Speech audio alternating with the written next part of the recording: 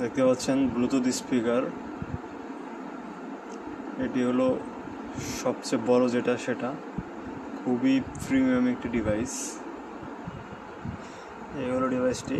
আর ডিভাইসটির problem দেখতে পাচ্ছি, এটির পাওয়ার পাচ্ছে না। তারপর এটি খোলা হয়েছে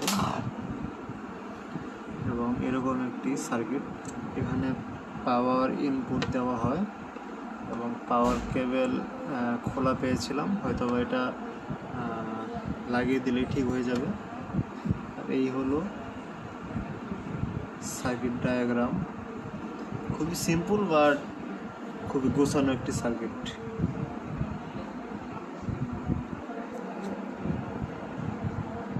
এটা হচ্ছে মেন সার্কিট। আর এখানে হয়তো একটি পাম্প রয়েছে, যেটির মাধ্যমে পানি উপর থেকে পড়বে। আর এটি হলো হয়তো বা কুলিং ফ্যান হতে পারে।